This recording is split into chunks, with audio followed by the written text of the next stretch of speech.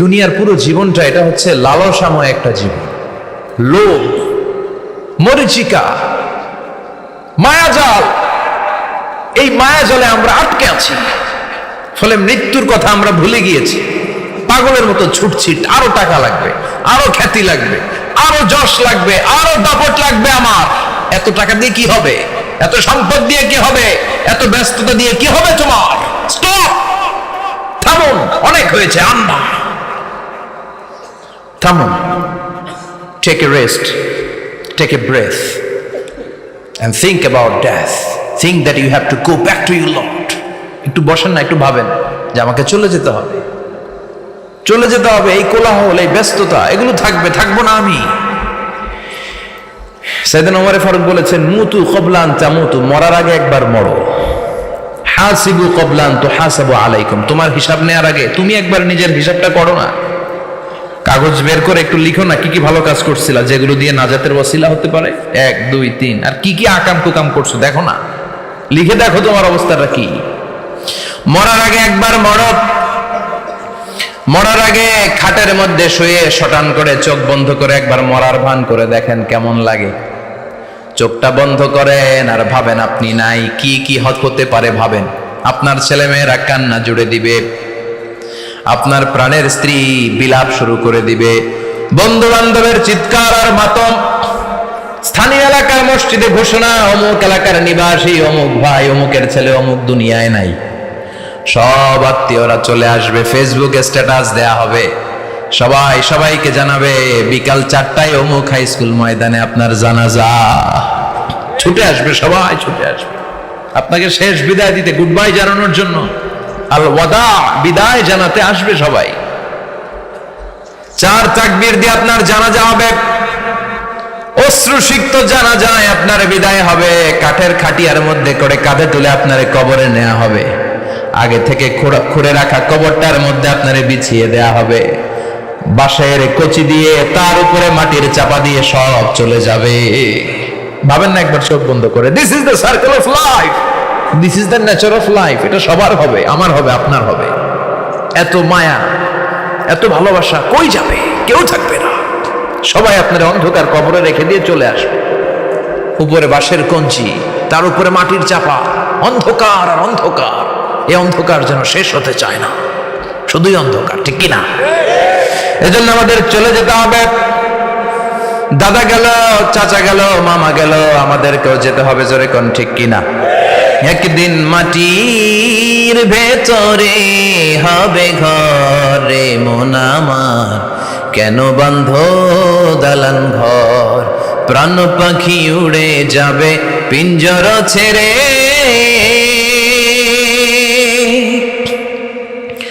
ধরা ধামে সবই রবে, তুমি যাবে চলে।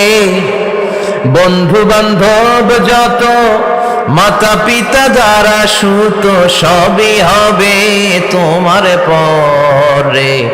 মন আমার কেন বন্ধ দালান ঘর, একদিন মাটির ভেতরে হবে ঘরে। মন আমার কেন বন্ধ দালান ঘর, ঠিক কিনা? সব করে থাকবে, চলে যেতে হবে আমাদেরকে। এজন্য আখিরাতের কথা যেন আমাদের স্মরণ হয়। বিষ্ণুই বলতেন, নাহাইতুকুমান জিয়ারাতিল কবুর, আমি তোমাদেরকে কবর জিয়ারত করতে আগে নিষেধ করতাম, কিন্তু এখন নিষেধাজ্ঞা প্রত্যাহার করে নিলাম। এখন সব সময় তোমরা কবরের সামনে যাবা আর জিয়ারত করবা। কবরস্থানে জানতো বড়ুয়া কৃষ্ণপুরের এই গ্রামের কবরস্থান আছে কোন দিকে? পূর্ব দিকে আছে, গোখরার জলের ওদিকে। যান আপনারা, একটু যাবেন, একটু গেলে আখিরাতের কথাটা স্মরণ হবে। ওখানে ছোট শিশুরা শুয়ে আছে, কিশোর যুবকরা আছে, আপনার মতো তাগড়া যুবক মুরব্বীরা আছে। এরা এই এলাকায় থাকতো, এরা আকাশ থেকে নেমে আসে না, এই এলাকার সন্তান আজ নাই। একটা সার্টেন পিরিয়ড শেষে আপনিও থাকবেন না। This is the nature of life, this is the circle of life. ছোট্ট শিশু হয়ে এসেছিলেন, শৈশব, কৈশোর, যৌবন, প্রৌঢ়ত্ব। আগে ছিলেন সিঙ্গেল, বিয়ে করে হয়ে গেলেন ডবল। এরপরে আল্লাহ আপনাকে একটা মেয়ে দিল, এরপরে মেয়েকে বিয়ে দিয়ে শ্বশুর হলেন, এরপরে ওই মেয়ের ঘরে সন্তান হতে নানা হলেন। আর কতদিন? অনেক দিন হলো তো, অনেক লম্বা সময় পেয়েছেন আপনি। Think about death. এবার যাওয়ার কথা ভাবেন। আখিরাতের সামানের কথা ভাবেন, ফিরে যেতে হবে। কি শক্তিশালী যুবক, বার্ধক্য চলে আসলে লাঠি ছাড়া চলতে পারে না। কুচকুচে কালো দাড়ি সাদা হয়ে যায়, দাড়ির শুভ্রতা, বয়সের ভার, রং ধরা যৌবন জং ধরে শেষ, ঠিক কিনা? This is the circle of life. যুবক ভাইরা, এটাই জীবন, চলে যেতে হবে, কেউ থাকতে পারবে না, ঠিক কিনা? এটা রিমাইন্ডার আল্লাহ এই সূরার ভেতরে দিয়েছেন যে তোমাদেরকে ফিরে যেতে হবে, এই লোভ লালসা ছেড়ে দাও। রব্বুল আলামিন বলেন, আলহাকুমুত তাকাসুর হাত্তা যুরতুমুল মাকাবির। ও গোলাম, দুনিয়ার সম্পদ, লোভ লালসা তোদেরকে পাগল বানিয়ে দিয়েছে। এই লোভ পাগলামি কোনোদিন তোদের থামবে না যতদিন না তোরা কবরে ঢুকবি, ঠিক কিনা? কার কথা? আল্লাহ বললেন, দুনিয়ার সম্পদ আর লোভ আর মোহে তোমরা গাফেল হয়ে গিয়েছো, আখিরাতের কথা বেমালুম তোমরা ভুলে গিয়েছো। কিন্তু আখিরাতে তোমাদের যেতেই হবে, কবরের বাড়িতে তোমাদের ঢুকতেই হবে, ঠিক কিনা? যেতেই হবে, আমরা ভুলে যাই। আলহাকুমুত তাকাসুর, অতিরিক্ত পাওয়ার লোভ, বেশি বেশি খাওয়ার লোভ, বেশি বেশি জমানোর লোভ মানুষকে গাফেল বানিয়ে দিয়েছে। এটা মানুষের স্বভাব, আরো চাই আরো চাই, এই স্বভাবটা আছে না নাই? দেখবেন ছোট বাচ্চারা মসজিদের দোয়া অনুষ্ঠান শেষে জিলাপি দেয় না? বড়ে কৃষ্ণপুর কি দেয়? আগে বাতাসা দিত না, এখন কি দেয়? জিলাপি দেয়, মিষ্টি দেয়। তো মসজিদের 2-3 গেট থেকে যদি দেয়, ছোট বাচ্চারা দেখবেন এদিক দিয়ে কয়েকটা নিয়ে আবার ওই গেটে লাইন ধরে। ওর হাত হলো ছোট হাত, ওর হাত ভর্তি জিলাপি, আর নেওয়ার জায়গা না, এরপর আরেক জায়গায় লাইন ধরছে, আরো লাগবে আরো লাগবে, এই আরো আরো আরো চাই। এই স্বভাবটাই মানুষকে কুড়ে কুড়ে শেষ করে দিয়েছে। এত লাগবে কেন তোমার? চাহিদার কোনো শেষ নাই, unlimited demand of human being.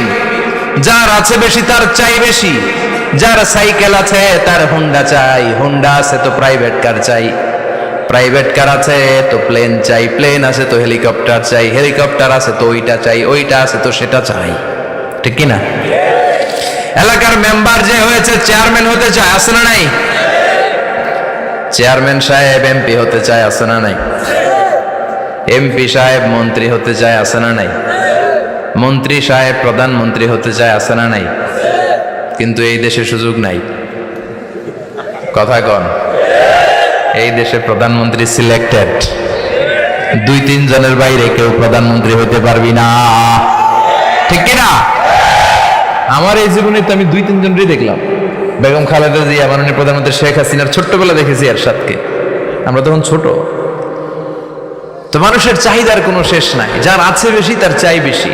এজন্য বিষ্ণু বলেছেন, উনজুরু ইলা মান হুয়া আসফালা মিন, তোমার চেয়ে যে খারাপ আছে ওর দিকে তাকাও। ওয়ালা তানজুর মান হুয়া আ'লা মিন, তোমার চেয়ে যে ভালো আছে ওর দিকে তাকায়ও না, তোমার চেয়ে যে খারাপ অবস্থানে আছে ওর দিকে তাকাও। অনেকে নিজের অবস্থান নিয়ে সুখী না, এরকম আছে না নাই? আল্লাহ আমার এটা দিল না রে, ওইটা দিল না রে, পাইলাম না রে, কিচ্ছু হয় না, কি করবো জীবনে, হতাশ। আসলে আছে কিন্তু অনেক, কিন্তু শুকরিয়া নাই, ডাকাত, ঠিক কিনা? নিজের অবস্থান নিয়ে সুখী না, কিন্তু অনেক লোক আছে তারা আপনার অবস্থানে পৌঁছতে চায়। তাদের দিকে তাকিয়ে দেখেন, আপনি যে অবস্থানে আছেন এই অবস্থানে পৌঁছাটা অনেকের কাছে স্বপ্ন। তারা প্রতিনিয়ত সংগ্রাম আর স্ট্রাগল করে যাচ্ছে আপনার অবস্থানে পৌঁছতে, আর আপনি এটা নিয়ে সন্তুষ্ট না। শেখ সাদির নাম শুনেছেন? বালাগাল উলা কাশাফাদ দুজা, এই কবিতাটার রচয়িতা ইরানের বিখ্যাত এক কবি। উনি একবার আর্থিক সমস্যার মধ্যে দিয়ে সময় কাটাচ্ছেন, টাকা নাই, পয়সা নাই, পায়ে দেওয়ার মতো জুতা নাই। উনি খুব দুঃখ পেলেন, হায় রে, আমি ইরানের এত বড় কবি, আমার পায়ে দেওয়ার মতো জুতা নাই।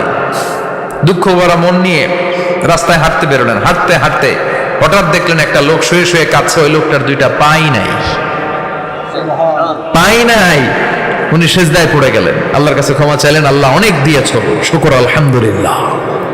এজন্য যেই পরিস্থিতিতেই থাকি না কেন আমরা কি পড়বো? জোরে বলেন, কি পড়বো? এজন্য আল কানাতু মিনাল ইসলাম, অল্পে তুষ্ট থাকার নাম হলো ইসলাম। সম্পদ লাগবে কিন্তু সম্পদের পাহাড় লাগবে না, ঠিক কিনা? অল্প খান, অল্প পড়েন, অল্প জামান, অল্পের ভেতরে বরকত ঢুকায়া দিছে কে? দেখবেন যাদের সম্পদ অল্প তারা সুখী বেশি। জরিপে এটা দেখা গিয়েছে, অনেক সার্ভেতে এটা এসেছে, যারা সম্পদশালী এরা দুঃখী বেশি। এদের দুঃখ বেশি, টেনশন বেশি, খুব স্বাভাবিক। টাকা যার বেশি, রোগ তার বেশি। টাকা যার বেশি, টেনশন তার বেশি। টাকা যার বেশি, ঘরে শান্তি তার কম। আছে না নাই? ঘরের ভেতরে অশান্তি, ছেলে কথা শোনে না, ছেলে টানে গাঞ্জা, মেয়ে করে পরকিয়া। আছে না নাই? স্ত্রী কথা শুনে না, ভালোবাসা নাই, ঘরটা জাহান্নামের টুকরা। রোগ বালাই, এক একটা হসপিটাল বিল পরিশোধ করতে মাসে 5 লাখ 10 লাখ। আছে না নাই? কিছু খেতে পারে না, ডাক্তার একেবারে ডায়েট মেনু বেঁধে দিয়েছে। Diet, very diet menu. এটা এটা এটা এটা কিছুই খাবেন না, শুধু গরু খাবেন না, খাসি খাবেন না, চিংড়ি খাবেন না, খালি ঘাস খাবেন। ইচ্ছে মতো ঘাস খাবেন, মানে ঘাস জাতীয় যত আইটেম আছে সব খাবেন। শাক খাবেন, সবজি খাবেন, সালাদ খাবেন। গরু, চিংড়ি, মুরগি, গোশত, ইলিশ কিছু খেতে পারে না। তাহলে রোগ বেশি, খাওয়ার মজা নাই, ঘরে সাংসারিক শান্তি নাই, খালি ব্যারাম আর ব্যারাম। ঠিক কিনা? কিন্তু সম্পদের পাহাড় গড়েছে। আর অল্প যারা খায়, অল্প পড়ে, রিক্সাওয়ালা, কুলিওয়ালা, অল্প বেতনের চাকরি, কিন্তু হক হালালি মেনে চলে, দেখবেন শান্তি আছে অনেক। হ্যাঁ, বাসা ভাড়া দেয়, ফ্যামিলি চালায়, বাচ্চাদের স্কুল বিল, এরপরও মাস শেষে 1-2 হাজার টাকা হাতে থেকে যায়। আর ওর প্রতি মাসে 10 কোটি টাকা ইনকাম, তারপরও ব্যাংকের ঋণ আছে না নাই? সুখ কারে বলে? কিভাবে আপনি সুখকে ডিফাইন করবেন? সুখ তো টাকায় কিনা যায় না, শান্তি টাকা দিয়ে হয় না, শান্তি দেওয়ার মালিক কে? শান্তি আছে অল্প খেয়ে শুকর করার মধ্যে, শান্তি আছে আলহামদুলিল্লাহর মধ্যে। চিল্লায় বলেন ঠিক কিনা?